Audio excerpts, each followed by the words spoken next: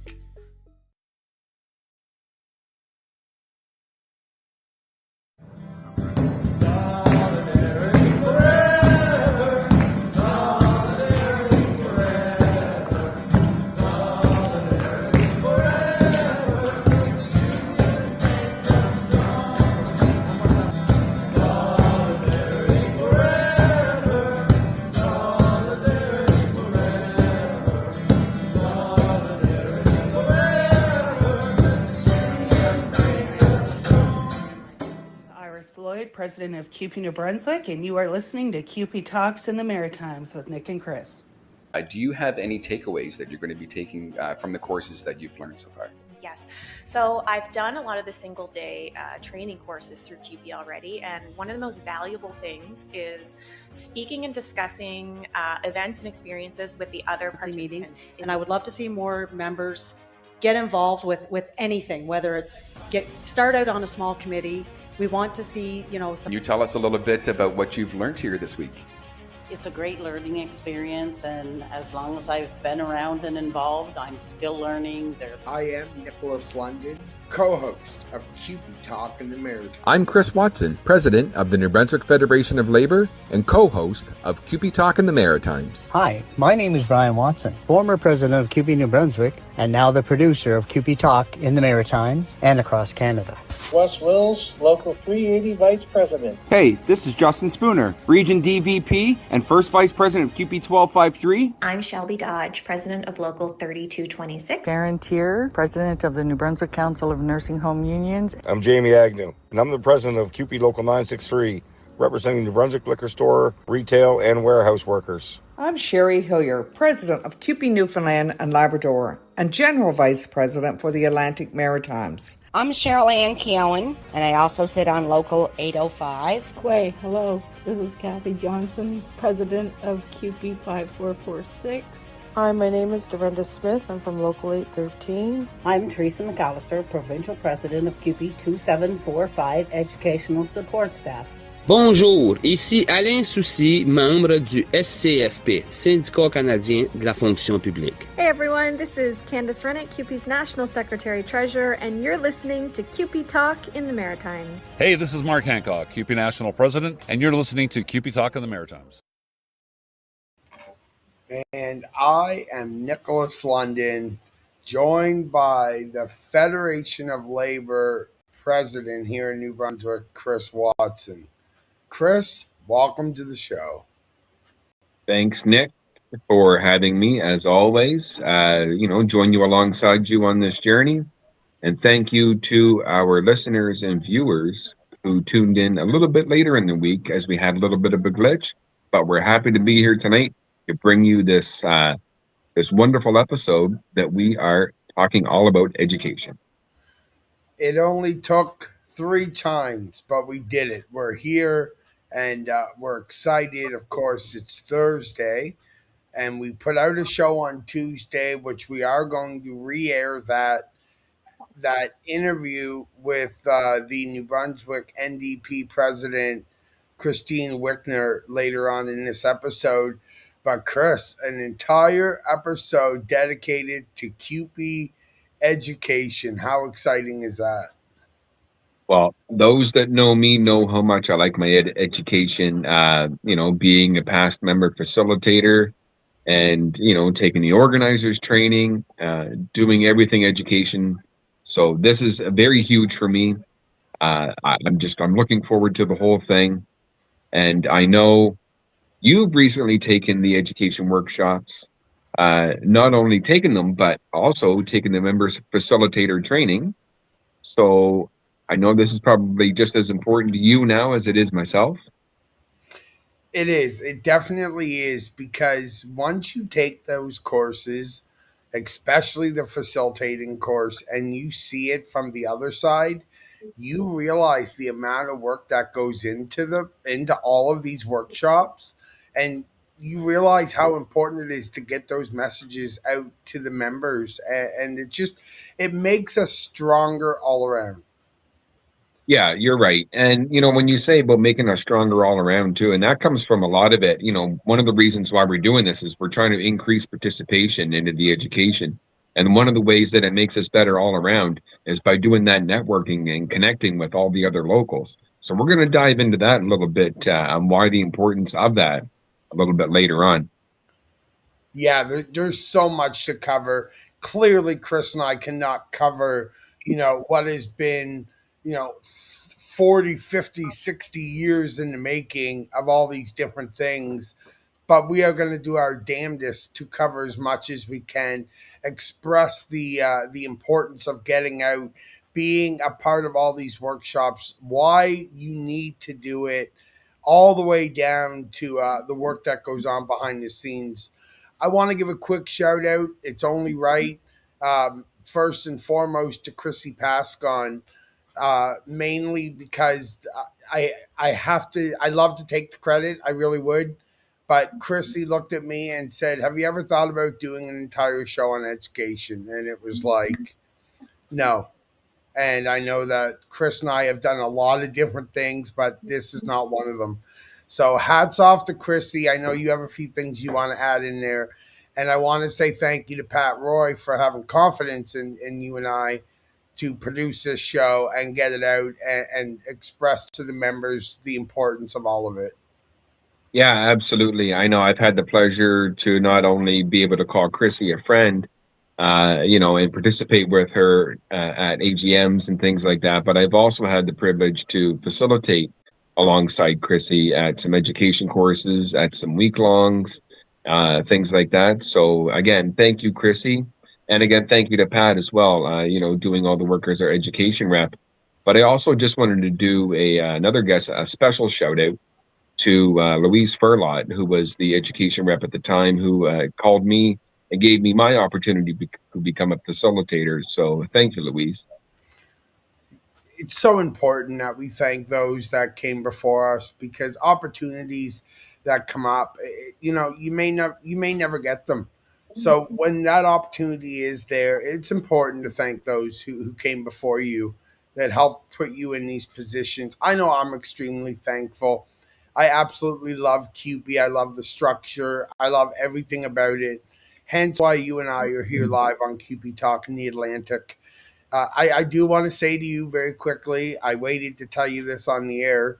I received my first box today for my course next week. So it came today. My son came to me and he said, "Dad, there's a big box from CUPE downstairs. I'm going to bring it up." I said, "Okay, cool." And I was like, "Wow, they told me they were sending that yesterday. It's here today."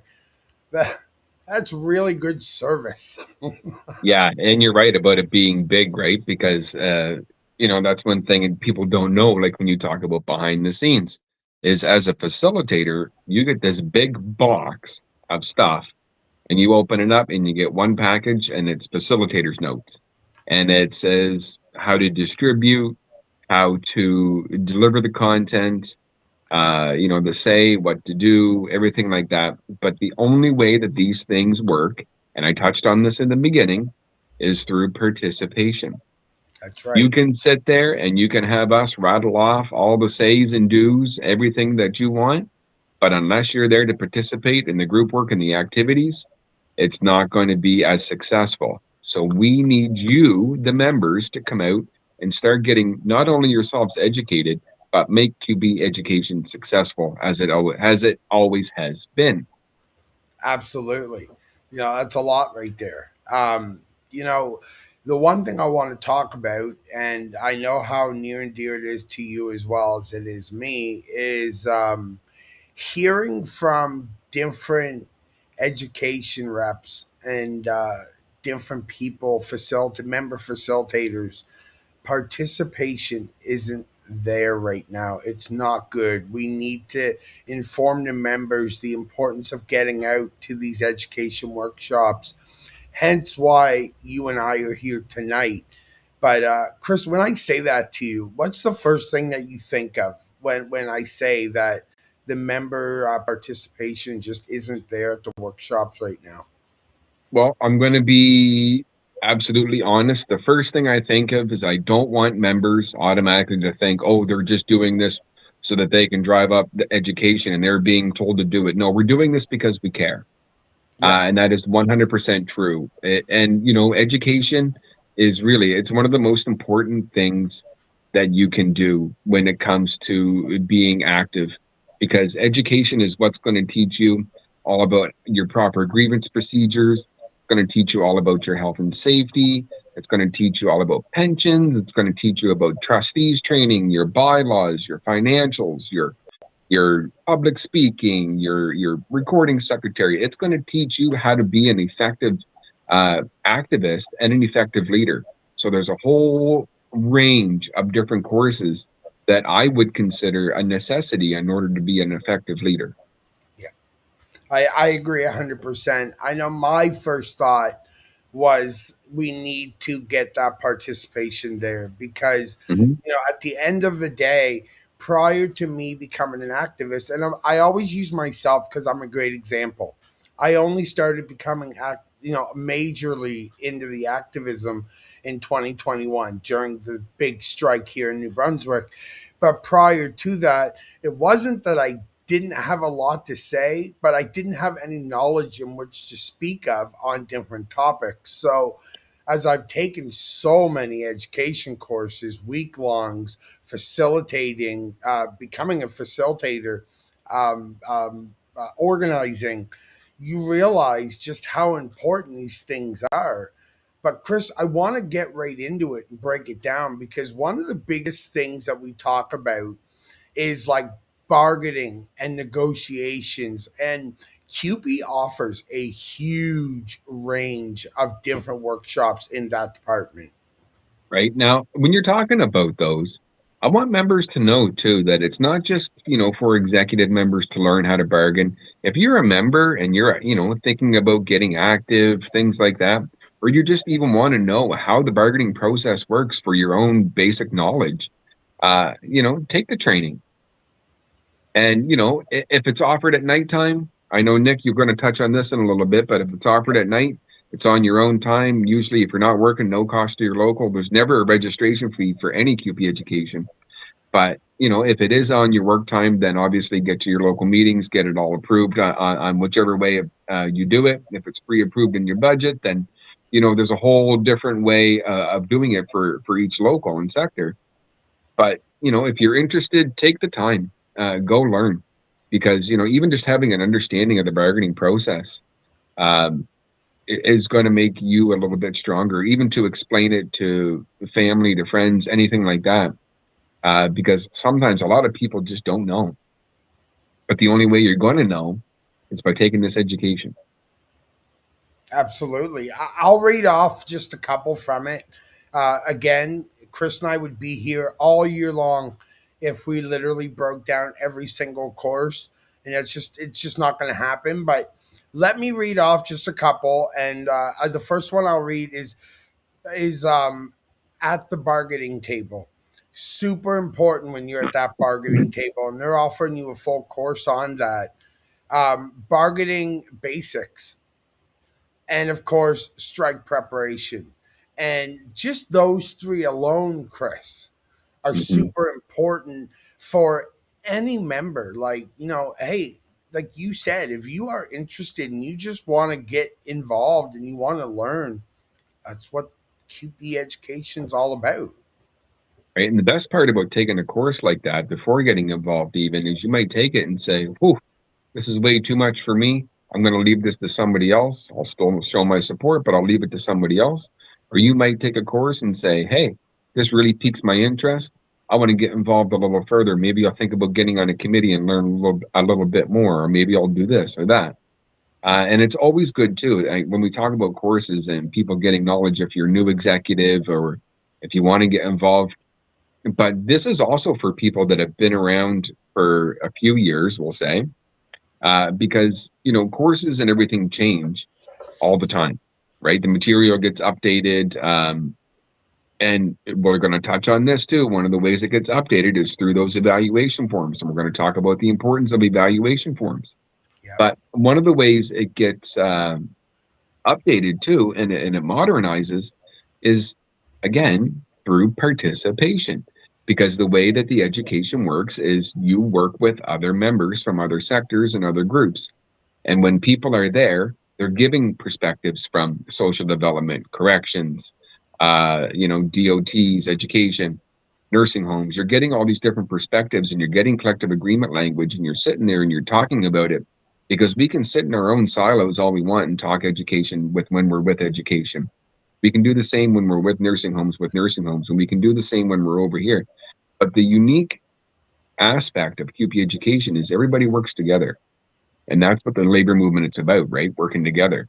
So when you come together as CUPE education, you're only getting knowledge, not only about the subject, but you're getting knowledge in a whole other form. And that's through that networking piece. Yeah. And you know what? One thing I will say too to everyone listening is sometimes people will make comments like, how about this one? My goodness, like you guys just keep going and taking all these courses. Oh my goodness, like we have this much money in the bank. Like, why are we wasting it on courses? Or, oh, this will be your third course in the last 6 months. Okay, now let's pump the brakes just a little bit, because this is where Chris and I are going to get really serious about a few things. Number one, education, that's what it's there for. That's the main thing that you're going to get out of all of this, is the education. Going and participating and being involved.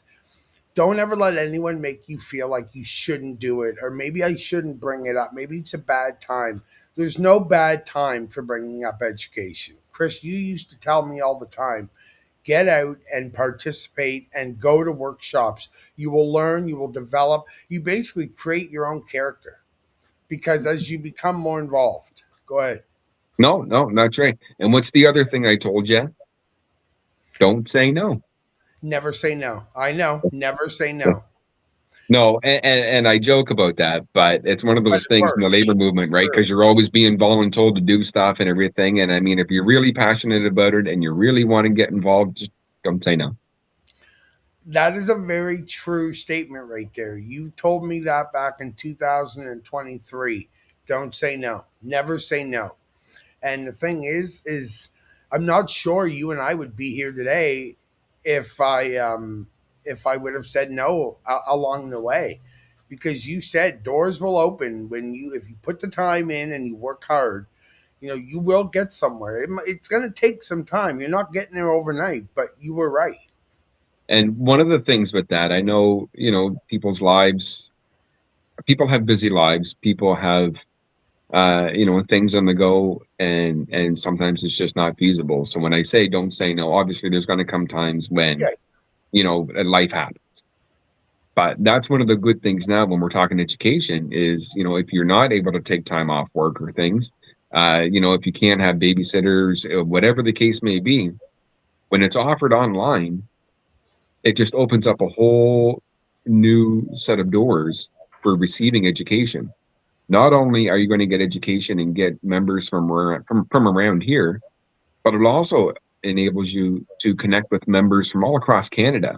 I believe you just took a course, and there was somebody from Edmonton, or was offered in Edmonton, out in BC. Well, when I took member facilitating, there were people there from Quebec, because they said, no, we'll fly you out. We'll get you there, because it's not coming out this way until, a certain date.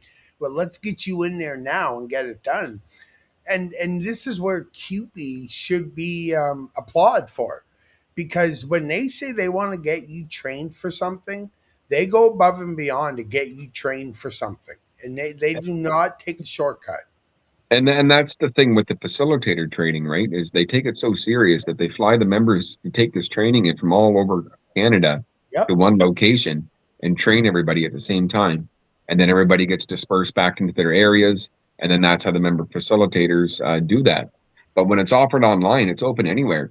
So if a course is offered, say out in BC, or if it's offered and other areas like that, you can still take those courses even though you're in the Atlantic area, My right? bad. Because it's online.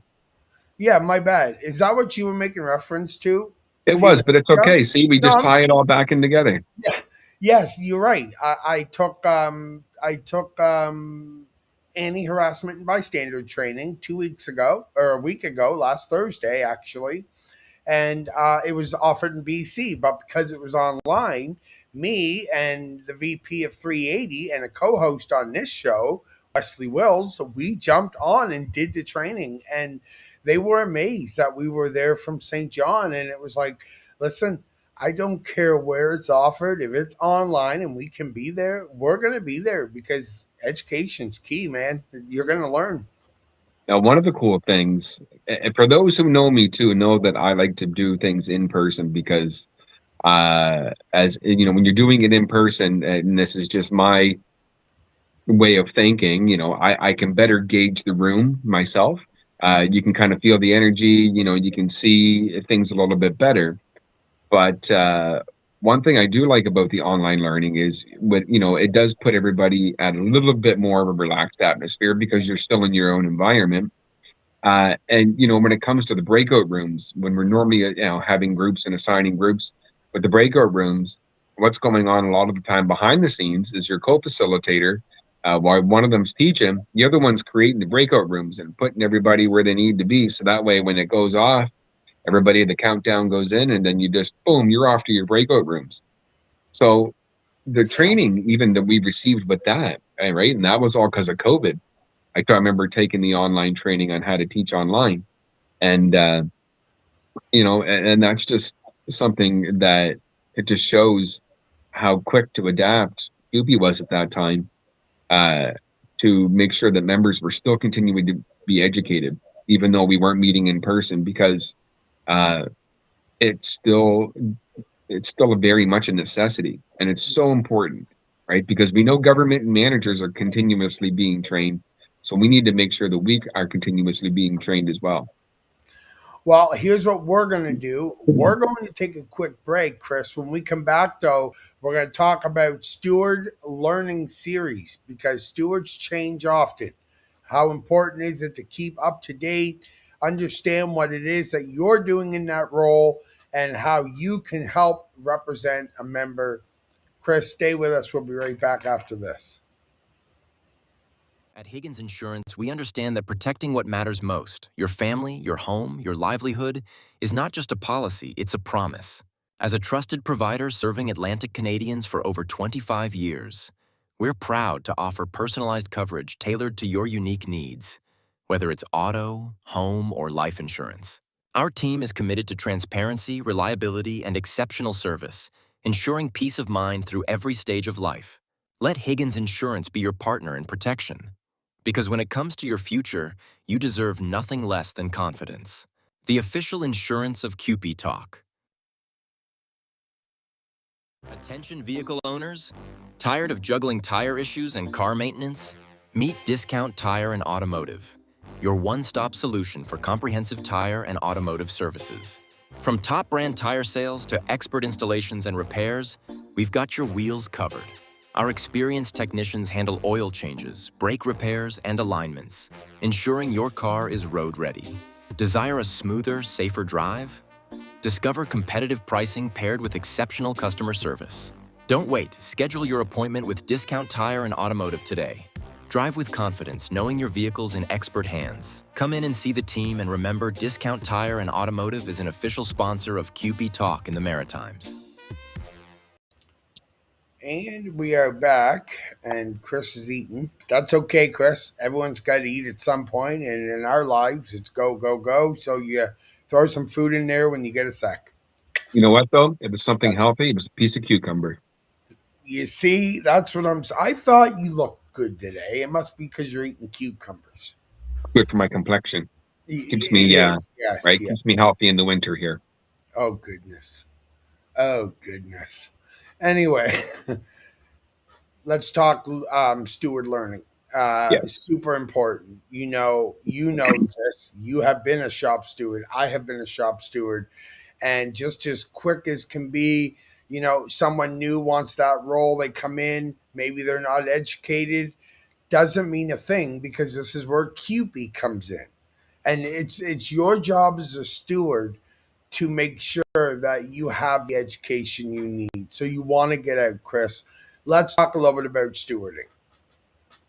Yeah. So, when you're thinking about the education portion and the shop stewards and things like that, one thing it's going to help you do, if you don't have a grievance committee, it's going to help you, one, write a grievance, but it's going to help you understand all your timeline. Because that's one of the biggest things is timelines, which can also be found in your collective agreements. So it's going to help you navigate through your own collective agreement, because you are supposed to bring a collective agreement with you. So it'll teach you how to go through that. It'll teach you all about, the how to investigate when you're doing your stewarding. We're going to talk all about your grievance fact sheets, and there's just so much that you can break down that you're actually going to learn. And it just starts with the basics, right? And that's why the Intro to Stewarding course is an amazing course, and it's taught often.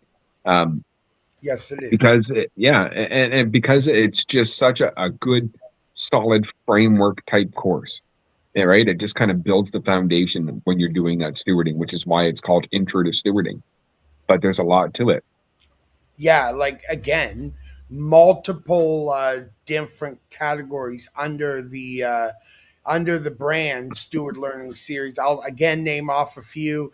We'll touch base on a couple of that. First and foremost, how about human rights for stewarding? Very important. How about problem solving skills?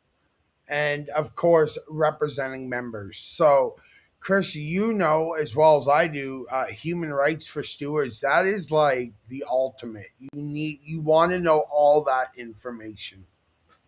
Yeah, absolutely. And I mean, even touching base on the last one about representing members in front of management, that's another one that's offered here quite a bit, that I've had the pleasure of teaching multiple times.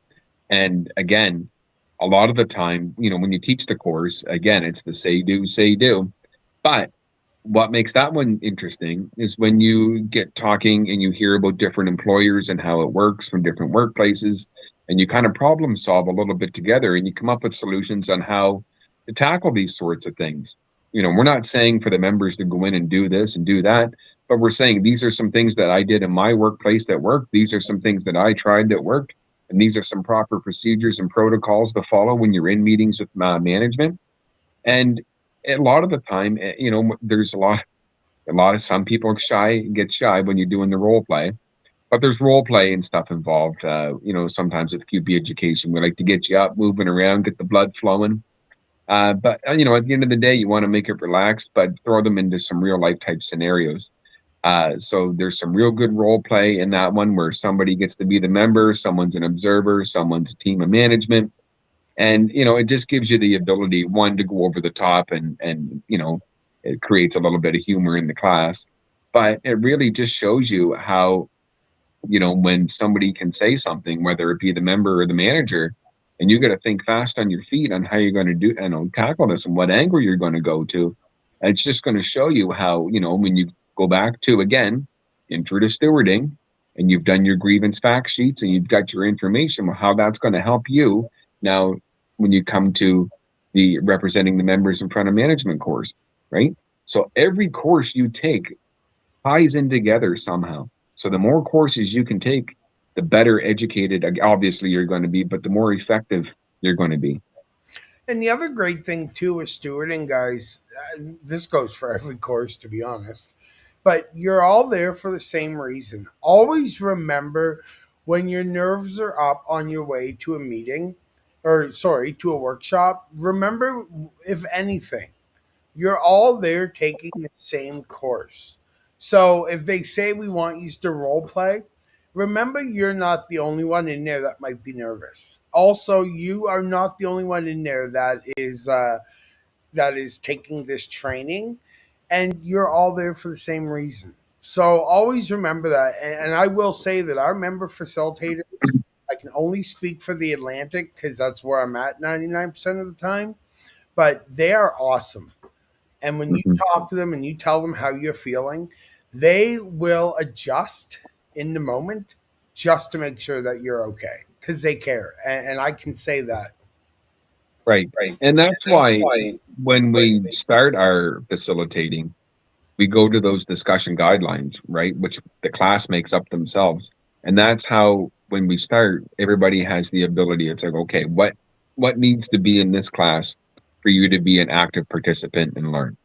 And that's why we set those rules and regulations at the beginning of the class to make sure that everybody has a good, inclusive time at the class. Right, absolutely.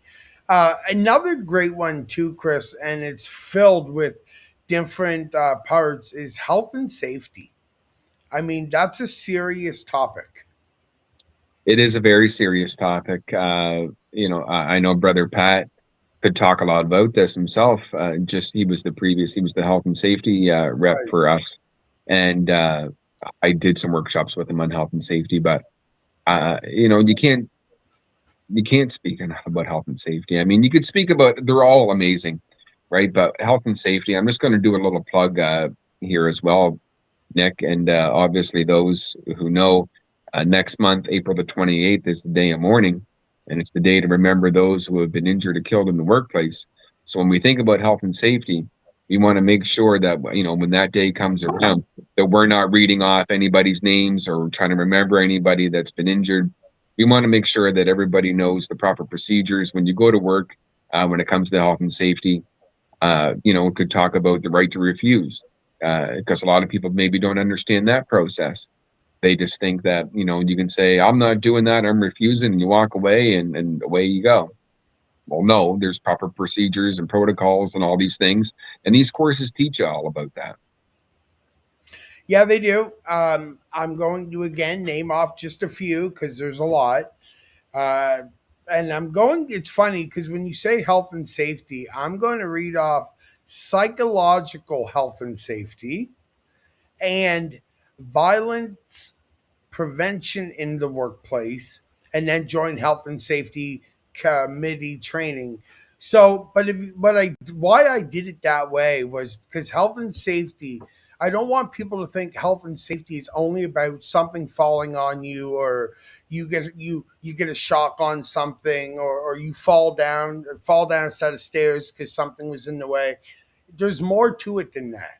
Again, violence, psychological, like all those things, you have to think about everything. It's not just hazards at work. Right. It all depends on what your job is, what your sector is, things like that. Like I know for us as custodians, a lot of injuries, that are related to the job. But then I think of our EAs and everything with 2745 and dealing with students and stuff. A lot of the time it could be violence in the workplace. So, there's all kinds of just different things that when it comes to health and safety, that it could be like, there's just like, again, it all depends on your sector, depends on your job, everything like that. Absolutely. I couldn't agree more with you. Now, union leadership and executive training, another big one.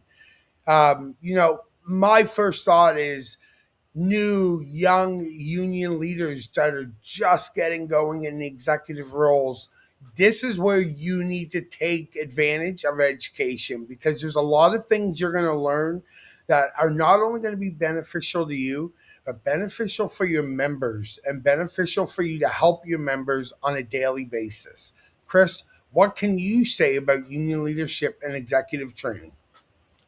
It's always good courses to take. When again, I'm going to sound like a broken record when I'm going to be like, this is a good course and this is a good course and that's a good course, but this is another good course that CUPE offers. It teaches executive members on how to be effective and how to work together and what your roles are, and so it's just another good tool in the toolbox to take, because again, you're going to learn how to be an effective executive member and how to because you're elected to do your position by the membership. Yes. So, these education courses, people look at them as, oh, you're taking time off, you're going here. It's like, no, I'm taking education so that I can better do the job that you've elected me to do. And this is just an example of one of those courses.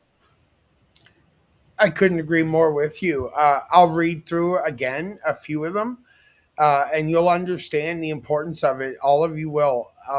Building stronger locals, bylaws and local governance, and running executive meetings. All super important things. Chris, you know how important bylaws are. Tell the story you told us earlier in the week that we screwed up on the show 3 times. It's funny when you say that word, it just instantly, like, it just kind of like red flags in my head when I think bylaws. Some locals have bylaw committees, some locals don't have bylaw committees.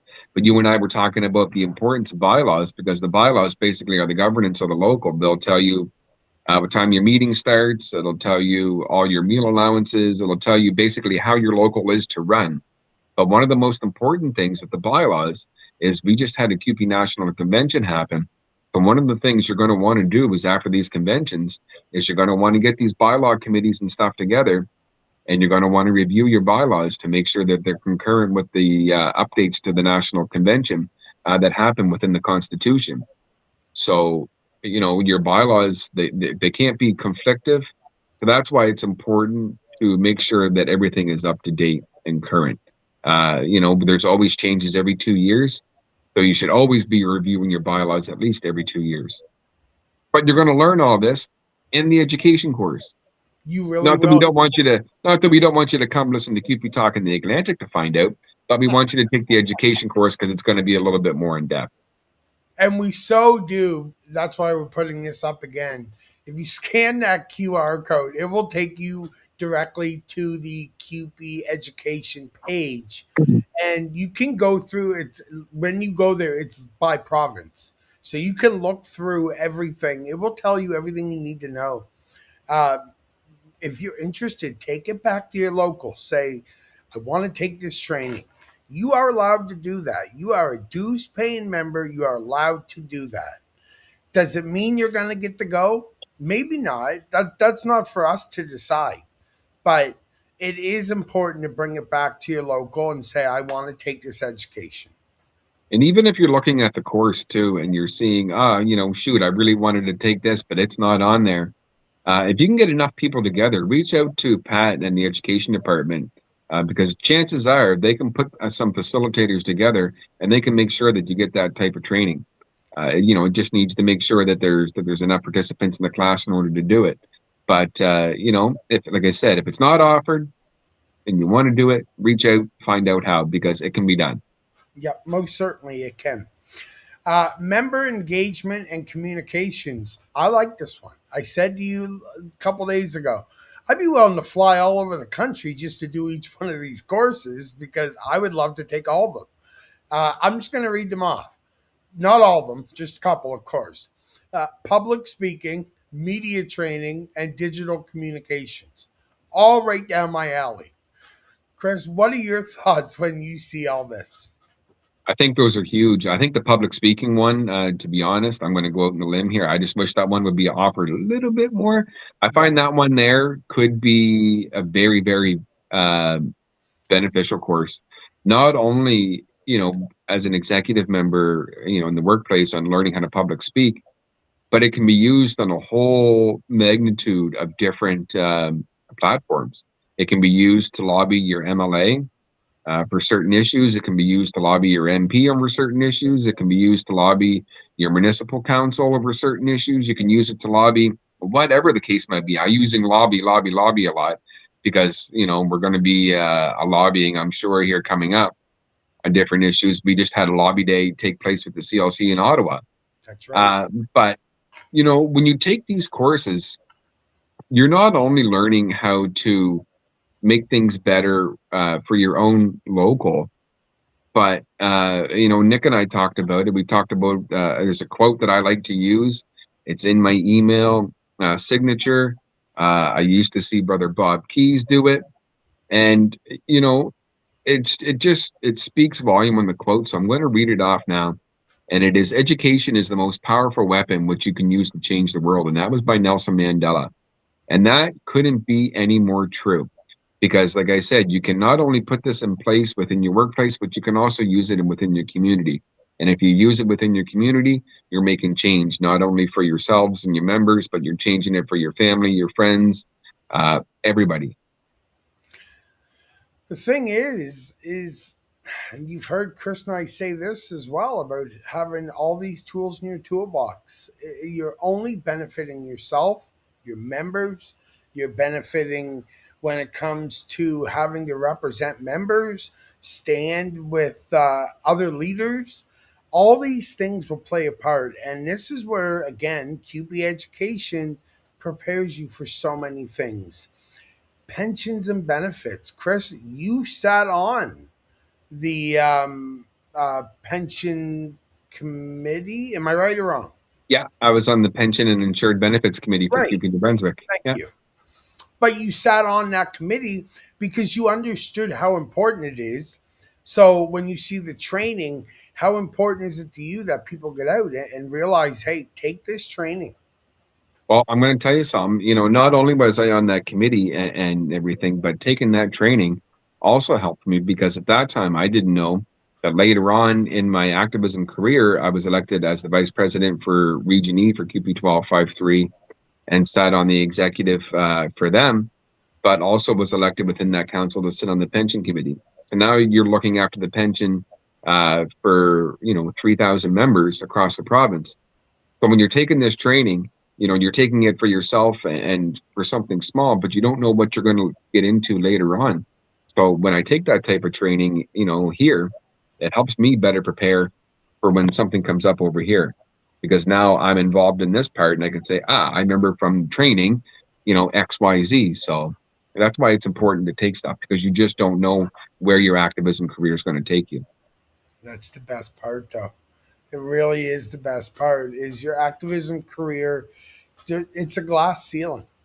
Whether you choose to believe that or not, it is a glass ceiling. You can go as far as you want. I've learned that. I myself have learned that just since 2021, that it's endless. And I am perfectly okay with that, because it's been one hell of a ride, learning, participating.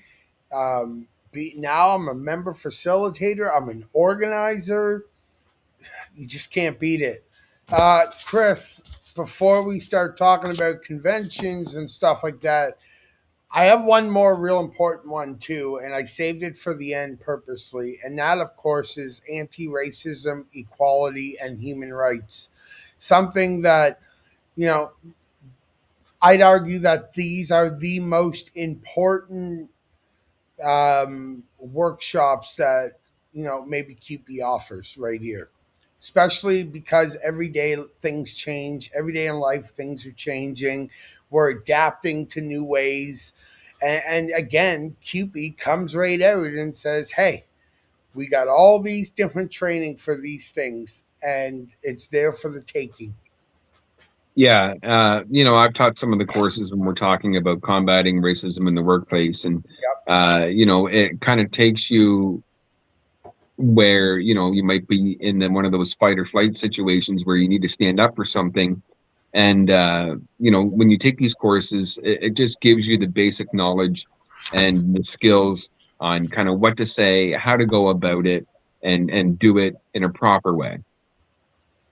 Yeah. So sure again, there's so many education courses out there. I mean, we've only hit the tip of the iceberg, but you can see we've gone from everything from stewarding to health and safety to communications to combating racism to public speaking. The list goes on.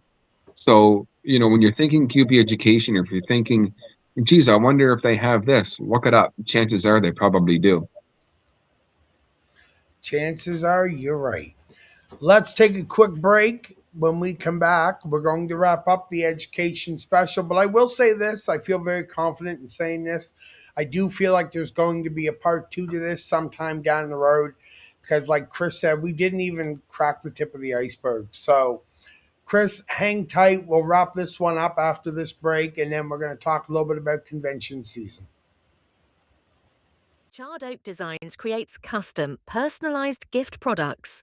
With 2 lasers a CNC, and all the woodworking tools needed to create your perfect gift. From board games, cutting boards for wedding gifts, and everything in between. Got an idea? Give me a shout at info@Charred Oak CA. Find me on Facebook under Charred Oak Designs. Looking for more than just a haircut? Step into Carrick's Barbering and Artwork, where style meets creativity and community pride. Mike Carrick isn't just your friendly neighborhood barber. He's also a talented artist who brings portraits to life, offering both fresh cuts and one-of-a-kind drawings for his customers. With walk-ins always welcome, fair prices, and a warm smile that greets everyone at the door, Mike takes great pride in his profession and goes the extra mile to make sure you leave happy. Carrick's Barbering and Artwork is proud to support our community and proud to support you. Stop by today and experience the perfect blend of craftsmanship and care. Located at 27 Waterloo Street, St. John, NB, Carrick's Barbering and Artwork is an official sponsor of CUPE Talk in the Maritimes. And we are back here on CUPE Talk in the Atlantic. Chris, covering all this education's got me feeling like I want to take some education. Well, one more thing I was thinking about it during the break we got to touch on, and it is towards the end, so it's kind of fitting. We got to talk about those evaluation forms. There you go. Right? Because that's what happens at the end of the course. You get your evaluation forms. Now, we're not asking you to evaluate us. That's not what we're here for. But when you take education, when you get those evaluation forms, like Brother Nick is showing you right now, they are important. Don't rush through them. Everybody's usually in a hurry to get out because they've been overloaded with information. But take the time to fill out the evaluation forms, because those evaluation forms are what's going to set up what the courses are offered in your areas. It asks you to list, 3 courses you'd like to see offered. So put down those courses that you'd like to see. Do a little research before going in, see what's offered. So that way, when you know, because you heard it here first, put those courses down that you'd like to see. If something was, too much information jam-packed into one day, put on it. Could use extra day to, put information into practice. Whatever the case may be, that's how these courses come. It could be a one-day course, but because of the information that they received within the evaluation, could now be a day-and-a-half course or a 2-day course. CUPE Education is always going, and it's not just the education here, it's nationals that they have their own education branch at the national headquarters. And they continuously work and develop all these education courses that get filtered down throughout the provinces. But we do have input, and that's obviously comes from those evaluation forms that Pat would read over, and then he would take it back when he gives his reports. So yeah. I can't stress enough about the importance of those.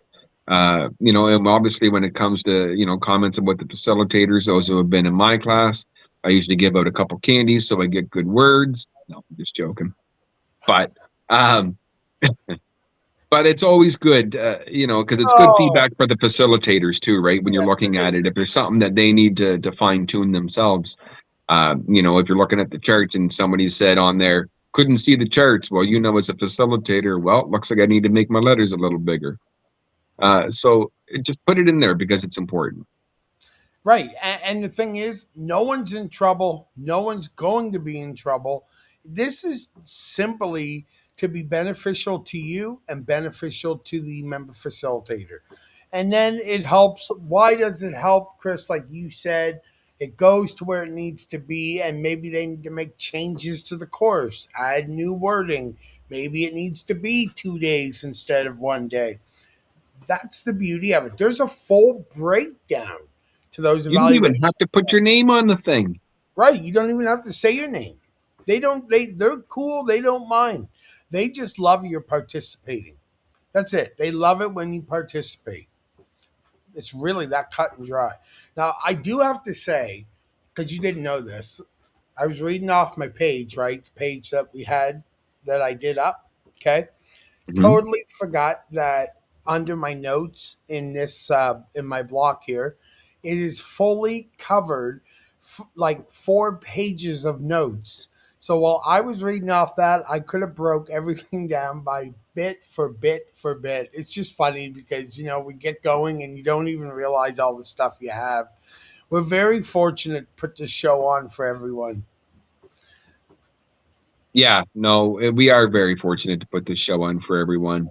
And now I know we got some things coming up that we're going to be talking about here.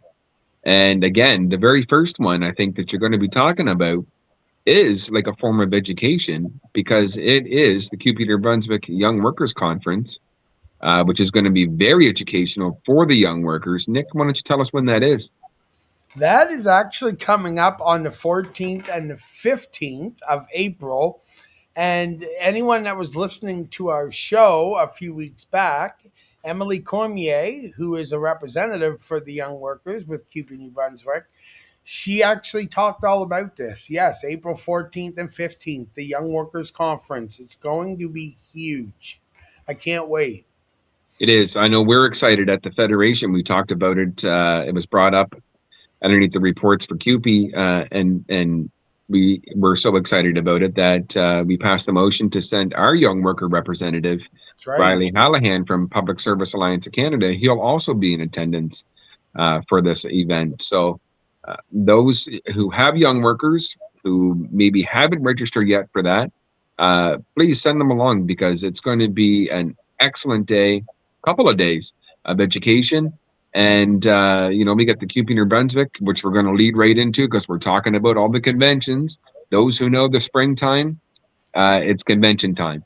So it's a busy, busy, busy time of year. So I'm sure you'll see me on the highway. So give me a honk and a wave. Make sure, it's an open hand wave, nice and friendly. Right. And, you could even give me a solidarity fist on the highway. So because we'll be traveling a bit. But Nick, why don't you tell us a little bit what's coming up here for CUPE New Brunswick? Yes, CUPE New Brunswick convention begins on the 15th of April, runs to the 18th. It is the biggest convention in New Brunswick with CUPE, and they don't hold back anything. They definitely give you all they got. It's a beautiful convention. It has been every year for as long as I can remember. Chris, that's going to be exciting. You're going to be there as the MB Fed president. You're going to be there with CUPE Talk in the Atlantic. You're going to be there as just Chris Watson. I don't know. I don't know. You're going to be there. I get excited about it because I know you do. It's that time of year where people you don't normally get to see again. And it's when we talk about the networking part of the educations and things that you attend. This is the time of year, when you get to see people at conventions that you don't normally get to see, and you get to network all over again. I always say networking with the different members from different sectors is just as important as what takes place on the floor. And I will always stand by that statement because that's how you build connections. So if I know that I have something going on, maybe it's working with our different coalitions like the New Brunswick Health Coalition, and I can reach out and I can say to somebody, hey, we're going to be in this area. Can you come out and support? And because I built that connection, they'll say, yeah, I'll be there. So that's why it's important to do that networking, because we're stronger together. Absolutely. And then we jump right in. And when Chris said this is convention season, easy for me to say, he wasn't joking. CUPE Nova Scotia Convention, May 24th to the 27th. So just a month after, not even a full month after, we're heading to Nova Scotia. Chris, this is crazy because guess what? There's another one. There is the CUPE Newfoundland Convention, April 22nd to the 24th. Chris, there's another one. CUPE PEI in May of 2026. I don't know. It is a busy, busy, busy time of year. And, hats off to all the organizations and all the different CUPE groups that are going through all this convention planning. I know what goes into putting on a convention, and there's a lot that goes on behind the scenes that members don't realize. We just put together our convention planning committee for the New Brunswick Federation of Labor for our 2027 convention. So we're starting to plan now in March of 2026 for a convention in May 2027. Wow, that's crazy. So And these groups are only, a month out.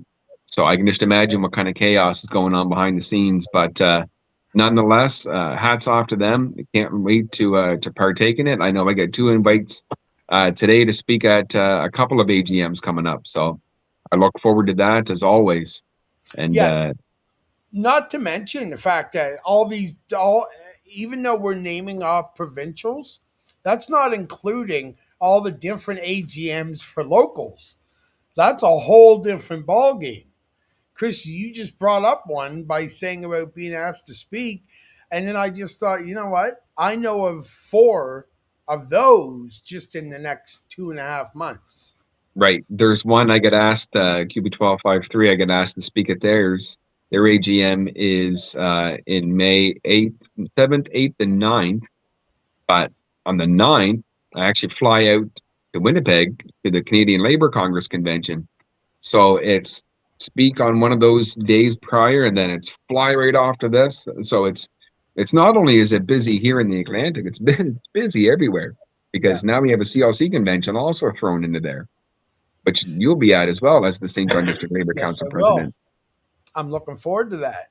Also, just want to let you know that May the 7th and 8th is the PEI convention for CUPE. I just got that now. Yeah, May 7th and 8th See? is the CUPE Prince Edward Island convention. Wow. I feel like we're just reading off the calendar. We're just going like April 2nd, 3rd, 4th, 5th, 6th, But that's the reality of the springtime. It is a very, very busy time of year. Not to mention that a friend of this show and a frequent appearer, Mark Hancock, just posted his first convention selfie with Candace just yesterday. So here we go. The first convention selfie. And if you follow Mark or Candace on Facebook, they post almost every 3 to 4 days from a different convention constantly. So if you know that, you know how busy convention season is. Absolutely. It's a very busy time, not only for us and our delegates and everything going on, but again, like for the national leadership too, because they try to make sure that they hit as many as they can. And another thing too that's fun with the conventions is there's usually education attached to the conventions as well. Usually on the very first day, sometimes there's education, but there's also education throughout too, in the form of speakers, things like that. But again, we're talking CUPE education, getting yourselves registered, showing up for those courses, becoming effective leaders, becoming great activists. So make sure you get to those registrations, take a look at what's going on in your areas, and let's make sure those classrooms are full. We'd like to see, 20, 25 participants in every single class. And that's what really makes it great. Sometimes, a smaller class can be good too, depending, but usually like a larger class, it just helps lead the discussion. One thing we always talk about, again, I'm kind of rambling here, but, we're talking about participation. And I'm going to say from a facilitator standpoint, if a facilitator asks and you sound like Ferris Bueller up there and you're going, anyone, don't let the room go silent. Speak up, because I know everybody's got something to say. Everybody's got enough experience within their workplace. Everybody can can speak to the questions. But in order to do that, we need you there. Absolutely. Also, as we wrap this up, I do want to say, remember, guys, that following this right here, we will re-air the New Brunswick NDP president, Kristine Wickner. The interview I did with her, we sat down and had a one-on-one. That will air immediately following this broadcast, just so everyone is aware of that. Chris, if you want to wrap it up, you can wrap it up, my brother. Well, I'm just going to read off that education quote again by, the great Nelson Mandela, how education is the most important weapon which we can use to change the world. So let that sink in. Think about what courses you want to take upcoming, and hopefully we'll see you at one of them, and we'll see you at some of the AGMs coming up. So on behalf of Nick, Chris, and the rest of our team at CUPE Talk in the Atlantic, we'll see you next time.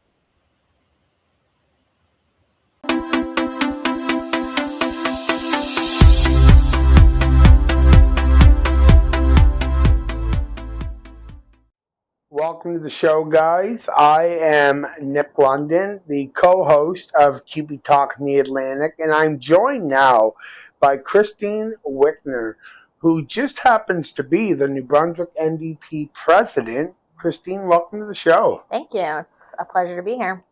There is so much going on as you build this NDP party here in New Brunswick. It is growing by leaps and bounds, and there's a lot of excitement behind it. Tell me a little bit about it. What is going on with the NDP party? Well, I'm newly home to New Brunswick. I spent a lot of time, my sort of formative years, my main career years, I guess, so far in BC. So last 15 years raising my family, but originally born and raised in St. Andrews, and just life circumstances brought me back home. And so I was very involved in the party in BC. Started working on elections in 2013. I saw us through the 2017 election in BC, where we got into power by the skin of our teeth and formed a deal with the Greens and governed there, and have been in power ever since. So tons of positions, provincial council delegate. I was an EDA president. I also served on federal council, so started getting involved on the federal side of things. So when I was coming back home to New Brunswick, some folks that I had met through my work federally, put my name forward for a women's rep position at the convention we had in the spring. And then, as luck would have it, our president that was elected there stepped back in October for some reasons surrounding her family. And the vice president at the time was just not comfortable stepping into that role. And he knew I had all this experience and asked me to put my name forward.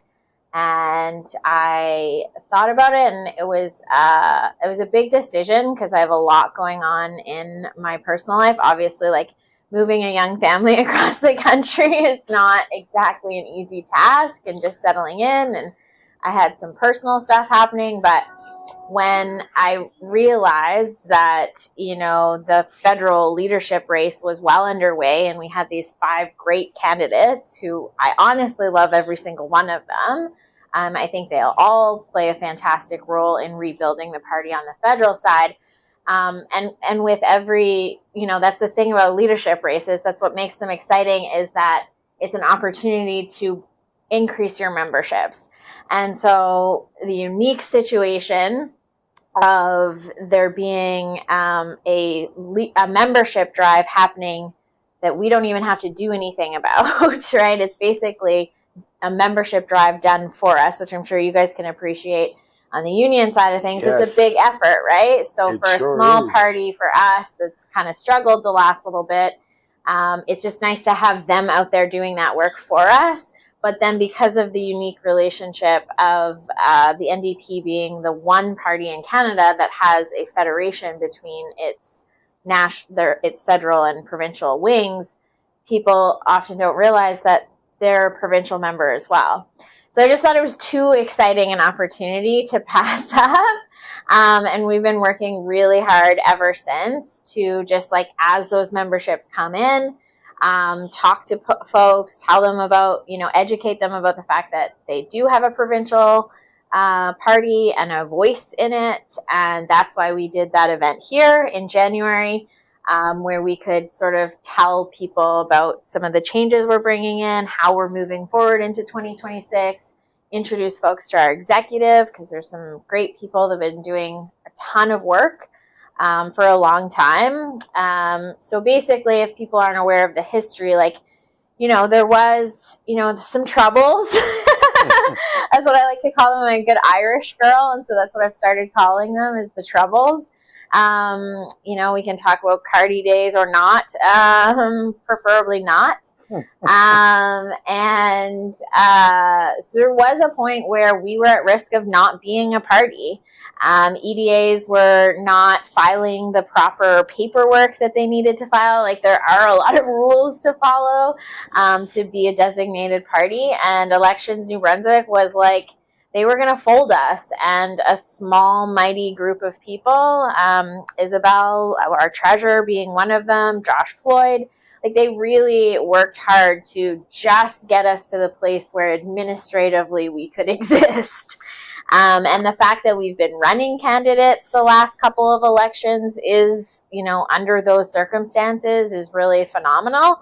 But we really feel like now we're at the point where it's kind of like, okay, like if you think of like a rocket ship, we have like the base foundation ready, and we can really start building that rocket ship now in preparation for taking off into what I hope is a really successful 2028 election. One of the most important things is preparing for a big run.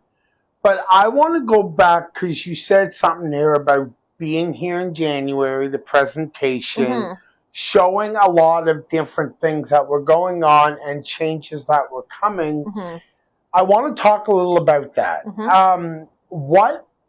Whose idea was that? I mean, it was a beautiful presentation. I would encourage anyone to check it out, which I will have you talk about where it is and how people can see it. But tell me a little about the origins of it, why you did it. Was it successful? Are you proud of it looking back now? The presentation? Yes. Yeah, I think that was a successful event. I heard from folks that it was one of the first times that we had a lot of labor folks come back and, kind of see what we were up to. I think people are just getting frustrated with the Liberal government. I mean, they are really proving that old adage of Liberal Tory, same old story. I mean, making promises and just completely turning their backs on them once they got elected. So people are definitely looking for another option, and we just wanted to present, where we are now. I talked about some of the stuff we already talked about, like where we were, where we want to go. So it was really like where we were and where we want to go. And so when I took over the presidency, I was very clear about like, okay, how many members do we have? How many EDAs? Like, I'm a big data systems person. And when I found out that we had 49 ridings, that's amazing that there's so much representation in New Brunswick, but like I'm coming from BC where we only had 80 ridings for like 5 million people. Wow. Right? So in order to have the structure in place to have like what would be considered a fully functioning party structure, you need to have at least three people in every EDA to be considered an EDA. You need at least a president, a vice president, and a secretary. So when you times that by 3, that's 150 people. Wow. You need actively engaged when our executive is like 10 to 15 people. So that's a big jump to make. And so strategically, I just thought about like, okay, what if we just tried to have one person for every riding? That seems much more manageable, especially when you think about the amount of work. Like, you guys know also, that's what I love about labor, is like you get the organizing and the capacity side of things too, is like, it's a lot of work to plan a meeting, and just the administrating of the work takes time, let alone doing the work, right? And those systems are important, those processes are important, that's what democracy is. But when you're getting bogged down in paperwork and meetings and things like that, so it can be really challenging. So I was like, okay, how do we, find the middle ground of representation and democracy and also having time to get the work done? So what we came up with was these regional organizing associations, is what we're calling them. So instead of having to have 3 people in an EDA, you have one person representing the EDA that's plugged into all the other EDAs in your region, with somebody leading the regional association. And trying to leave some of the administrative work to the party on the federal side and the party on the provincial side as well.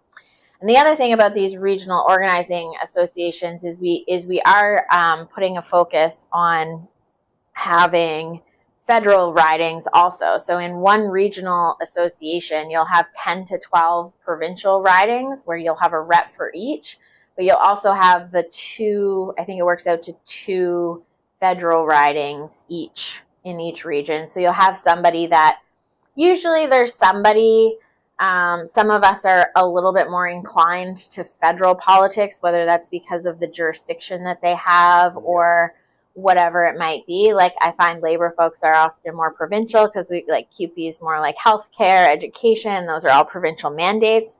So, you know, we'll have somebody that is, so 2 people are like, come federal election time, I'm the key person for that riding.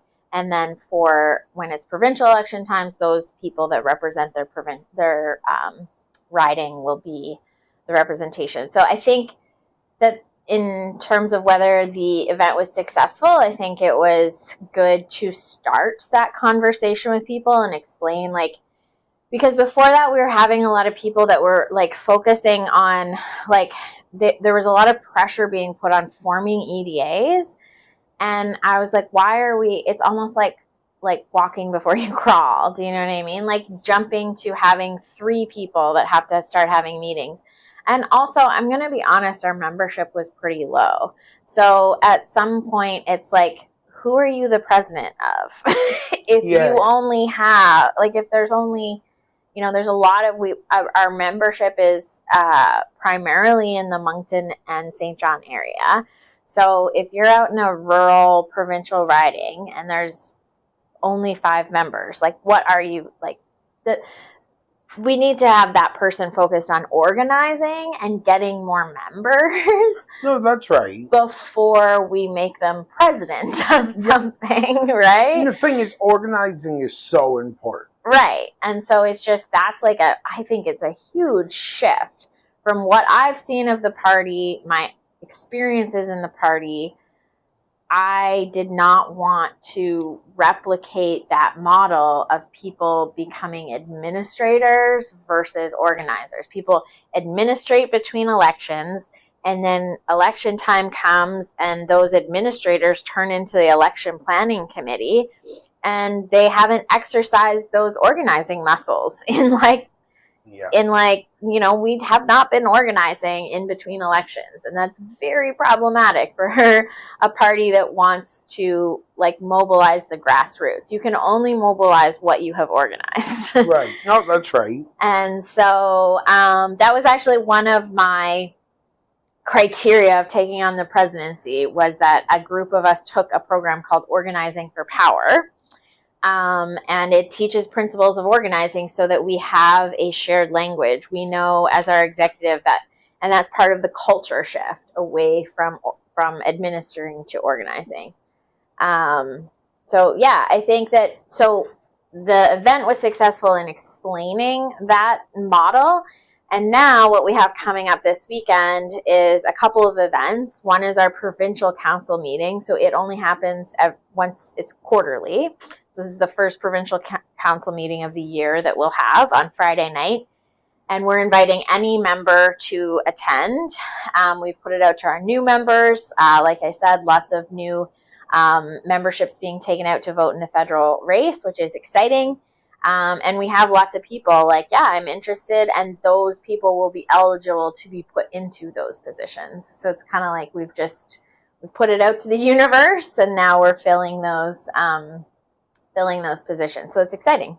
And I suppose all they really have to do is go to YouTube and just put in NB. Yeah, New Brunswick NDP, and you'll come up on our YouTube channel. And I think it's the last thing we posted was the January 18th. I think it was called like New Year, New President, or New Year, New Executive. It is a really good watch. I would encourage you guys to definitely go over to YouTube and watch it. It is a good watch.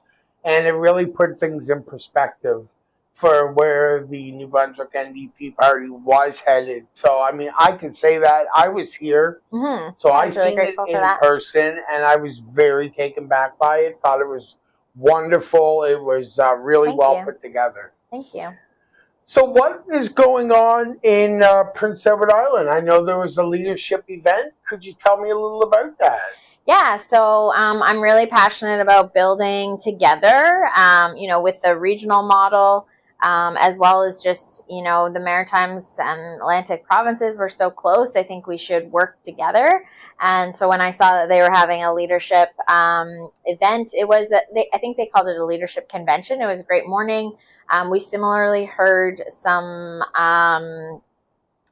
updates. They're doing some great work on their communication side of things, which I'm actually hoping to get the guy that's doing that work to help us on the New Brunswick side with our website, get that up and updated. And yeah, it was great too. They only had one vetted candidate for their leadership race. So they unanimously approved of Thomas Burley taking over the leadership of the PEI NDP. Seems like a great young guy, an oyster fisherman, like family oyster fish in the oyster fisheries. And he was just one thing that stood out. He was like, I just think it just seems like the rich keep getting richer, and I think that's a darn shame. And I just thought it was, it was so PEI. It's like this young guy that I think he's under 30, but also just like so lovely and folksy. Like, that's a darn shame. And like, we don't have to be, this like radically angry, persona. Sometimes it's just simple, like, yep, it's a darn shame. It really is. Yeah. Now, to go down there, though, and see that, and see it all come together, new young leader, what's that do for you as someone who wants to see this grow? You are really into the organizing part. Mm-hmm. You want to make sure that the NDP is set up for success. You seem very happy about it. What's it do for you when you walk into a place like that and see the excitement amongst the members and new leadership? Yeah, it was super inspiring. I think it was very inspiring to see young people in the room, and they even said that themselves, that it's been it is a significant challenge across, I think, the country. In the NDP is an older generation, but I think even more in the Maritimes. I've called a couple. I've made it very clear that I want to talk to our members, and so I've done lots of phone calls. And somebody was like, I'm 75. I've been there, done that. Like, I'm going to leave it to you. And so it is really important for the younger generation to take up the torch, but I also think that there's like a mentorship gap as well. And also it's a lot harder nowadays for young people to get involved in politics, the cost of living and the affordability crisis, and people just don't have time. So it is a double-edged sword, but it was nice to see, sometimes it takes one of your own getting a little bit of attention and opportunity for young people to be like, oh, this party is for me, right? Because, my friend Thomas is running for it. And so, yeah, it was good. And I also got to connect with some great, actually, a CUPE organizer as well. I think she's the co-chair of the CUPE Young Workers. I think it's national. But yeah, that was good. Michaela, actually, she's part of your podcast. Yeah. Sorry, I should have. That's okay. Yes. Yeah. So she's worked with you guys. Yeah, I had lunch with her. She's our PEI. I made sure to connect with labor for sure. I love that. I was actually just talking to Michaela last night. Yeah. Yeah, I was checking in on her, see how she's making out at BC. Yeah, with her labor school. So yeah, I'm very focused on us working together as an Atlantic caucus at convention as well. So that's part of my, provincial federal relationship is we have more delegates going to convention from New Brunswick than we ever have. I think there's a dozen of us headed out there, and just looking to connect with other delegates from Atlantic Canada. So hopefully folks are watching, and we are hosting a delegate information session on Saturday morning as part of our weekend of events. So that's where we're going to try to talk about resolutions that might be particularly pertinent to the Atlantic region, so we can help each other organize around those. And then also just kind of caucus a little bit about elections. Like, we have opportunities to elect people to represent us at the federal table, from the Atlantic. And just like, I'm very passionate about teaching about convention to people. I found convention very overwhelming the first time that I went. And I kind of am the personality that can kind of like jump into things quite quickly. So if I found it quite overwhelming, I think a lot of people that take a while to warm up to things anyways would find it like, you almost have to, I feel like some people just sit back and watch their first convention, and it's like, that's cool. But I'd also like people, if they had just an overview of what happens and like what's important and what, people are really talking about. I think the more empowered people can be going into a convention, the better. So I'm going to do some of that work, some information sharing as well.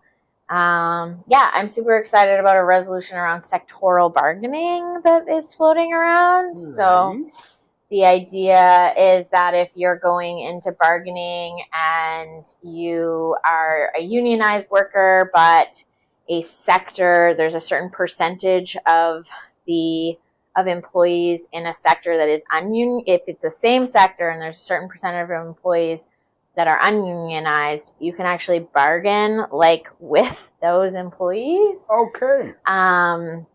You can apply for sectoral bargaining. So it would be a very cool, I think, thing for us to move towards in Canada, because I do feel like there's a divide between unionized and non-unionized workers, right? Where,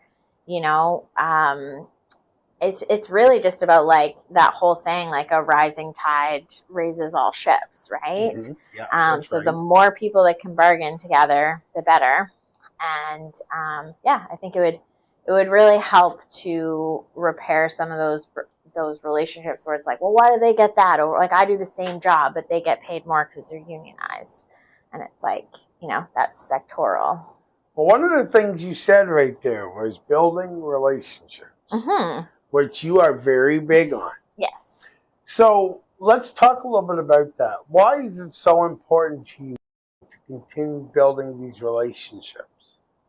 Well, I think relationships are everything. I mean, relationships with who? Like labor or anyone? Relationships all around when it comes to the party. Well, I mean, the more relationships you have, I think the more you can get done, the more you can call on. I'm really into the old school, like phone tree type style thing. There you like go. if you have to spread a message quickly, or you need to get something planned quickly, like the more people you are connected to that can tell so-and-so, that can tell so-and-so, that can tell so-and-so, it just means that the word spreads faster, and it's kind of a many hands make light work kind of situation, instead of just all of us being siloed and doing our own thing. I think that's super important. Like I feel that way a little bit about like the nonprofit sectors sometimes, is like I've read a lot about how, there used to be, like for example, in the women's movement, like I've done a lot of like reading on feminist theory and stuff like that. And it used to be like, there would just be one overarching department of women's equality or whatever it was called. And then so like that one thing, that one network handled like all women's issues. And then they started like dividing it into like domestic abuse and this and housing and this and like segregating it all, so that everybody, instead of having one organization that did it all, it's kind of like almost like the co-op versus corporation type model, is like they made these different organizations fight for, they developed that whole process of having to like apply for grants and having to do all of those things. So it's it's just, I think the more of a wider network you can have, the more, it takes a lot more work, build consensus on things and stuff like that. But I think that's the work that we have to do. Yeah, I agree 100% with you. Now, one of the things coming up this weekend is we've been doing a little bit of talking here. We've discussed quite a few topics. Tell me about this weekend and what is so important about it for the members, for the public, for everyone that can be a part of this. Yeah, so I think I've mentioned already, it's a busy weekend. We're going to be in Moncton. We've rented out a classroom at NBCC. And so on Friday night, we're going to have our provincial council meeting. That's that quarterly meeting with our executive. I call it Executive Plus. So it's really an opportunity for members to hear about the work that we're doing. I'm always really clear with people, like, we're in a very unique situation where, and I guess I talk about this in the video, but most provincial parties have paid staff. They have an executive that's elected to kind of advise the staff on what to do. And then if they're lucky enough to have elected officials, they have like a whole, government apparatus side of things that can do communications around the stuff that the MLAs or MPPs, whatever province you're in, like the work that they're doing. Our executive does all three of those jobs. Wow. So we're going to present what we've been doing as an executive. Definitely try and sign people up for some committees. We have a communications committee, we have an events committee, and we have a committee that is working on this regional organizing model, making sure we have some documents and guidelines and things like that for people when we do onboard them. So any member is able to come to that meeting and just figure out how they can plug into the event or plug into the work. And then we have the delegate meeting on Saturday morning. And then we're having a very exciting event that was when I found out the municipal elections were coming up in May. I was like, oh my God, another opportunity that I just can't pass up. I just keep coming in very short order, so it's been very busy.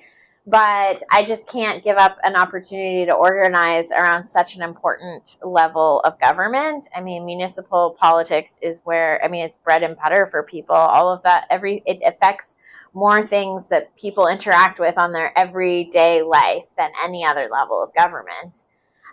So we have an amazing panel that we are going to have. We're really excited to have Adam Lorden, the mayor of Miramichi. I hope I said his name right.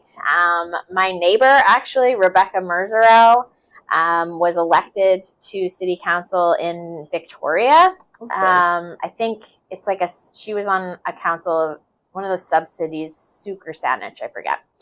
But she also works for the Federation of Municipalities, so she's got a ton of information there. Nice.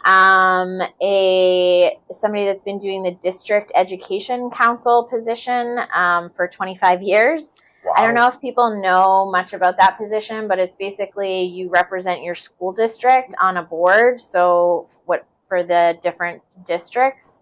So there's sub-zones. I think there's 12 of them per school district. So there would be French and there would be English. And they just make a ton of decisions around policies, funding, things like that. So it's actually a really important job to have elected people know what decisions people are making around education, and it's their job to get feedback from the local committees and know what's important to people in that education system. And so that's the panel that we have one other person I feel like we're confirmed. I think we are confirming whether John McKenzie, the deputy mayor of St. John, can join us. So not confirmed yet, but hoping.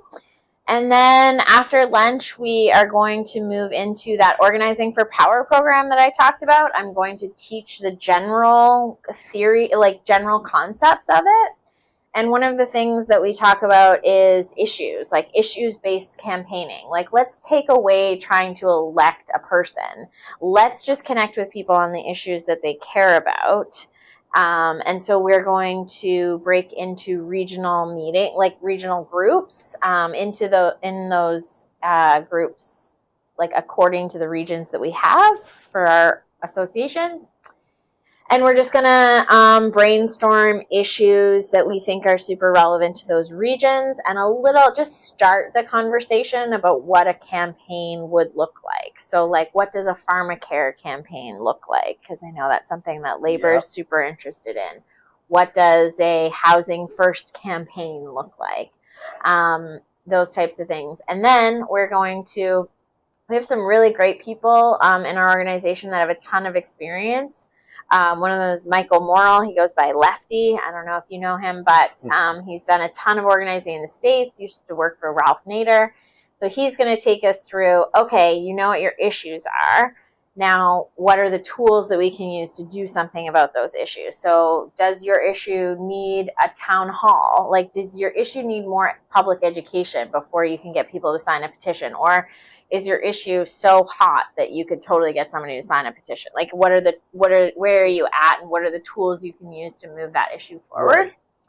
And then we're going to move all the way to like, okay, if your issue requires or is, how do we make an electoral intervention? So what level of government might you run a candidate for? Who can we run?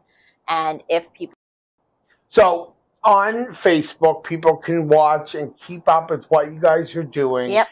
Tell me, how often are you posting on there? Is that the best spot for NDP supporters to be? Yeah, for sure. We try to be as active on Facebook as possible. We also have an Action Network account. So anytime you've interacted with us, whether signing up for a membership or I think we have done some campaigns in the past where folks might have come across it. But there's a way to sign up essentially for communication from us. So if you can't come to the event that's where our event this weekend lives, is on Action Network. You can see the agenda, you can sign up, you can RSVP, and that will get you onto our list. And then there's also, like, if you just go to our group, New Brunswick NDP, there's a sign up form there, and that's that's how we send out, like, we've just done our first of what we hope is quarterly newsletters. And would love to have contributions from, I talk to Chris regularly about, every time we have one of those newsletters, what would you like to put in it from a labor side of things? And we're talking often also about those positions that we can fill on the regional organizing associations. Is like, how do we get more people from your guys's?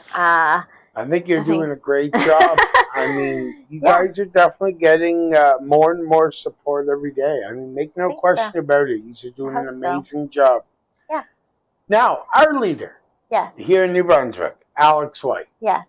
Alex is he going to be there this weekend? Yeah, he's going to be there on Saturday. He's also attending convention. I know he's been doing some visits, connecting with folks. He did a visit to I forget what it's called, the mini homes in Fredericton. It's something. I know exactly what you're talking about. Something village or something 10,000. I forget. Anyways, did a tour. He has a background in like settlement services, working with new Canadians. So very passionate, I think, about some of the changes coming to immigration out of the Carney Liberal government are just horrific, to be honest. Sending people home that have been in Canada for years, and really just like scapegoating immigrants for some of the financial mismanagement is just unacceptable. So definitely something that he was really passionate about when he became leader, was making sure that permanent residents could be members of the provincial party. So even though you can't vote in the election, you can be a member with us and volunteer with us, organize with us. Pretty important to get folks that are going to protect those rights elected. So definitely, just because you can't vote doesn't mean there aren't other ways that you can participate in the electoral process. And definitely being a member and organizing with us is one of them. Kristine, I'm really thankful that you took time today to stop in, have a chat. A lot of this is great knowledge, and it's great stuff that the public definitely needs to be aware of. Yeah, thank you. I should have said one last thing that we are doing. I'm so sorry. No, don't be sorry. When you brought up Alex and we're talking about him, is we have a really important budget coming up, a budget announcement on March 17th. And we typically, because we are in that situation that we don't have somebody elected, it's really hard for us to get media attention. But we will have lots to say about this upcoming budget. You know this show. I know this show. Come right on this show and you can certainly express it. Yeah, so stay tuned for that. Those comments, as well as we might. That's part of our comms committee work that they're doing right now, is preparing that stuff. We might even have a virtual town hall sometime before the 17th. We got to get through this big event this weekend and see if we can squeeze it in. But that would definitely be something that we would welcome lots of CUPE members, because I'm hearing lots that there's going to be lots of disappointment from that budget for sure. So I'm hearing the same thing. Yeah. You know, it's going to be that's what, 2 weeks away. Yeah. Wow. Yeah. So any kind of any help we can get shining the spotlight on Alex and his comments on the budget, we'll have something for sure. Well, the show 2 weeks from tomorrow. Yeah. I will be sure to reach out and try to get some comments from him for the following show. Yeah. Because I am very intrigued on what he's going to think. I'm intrigued what you're going to think. Yeah. Well, I think that everybody plays a role in the movement, and I just know that there's so many new Democrats that are really policy driven that I do kind of stay in my organizing lane and let it be to those folks. I mean, obviously I know different things, but yeah, I mean, it's just, I mean, I wish I could say I'm shocked, but I'm not shocked, right? Liberals are going to liberal, so. You're not lying. Kristine Wickner, the New Brunswick NDP president, thank you. Thank you so much. I appreciate that.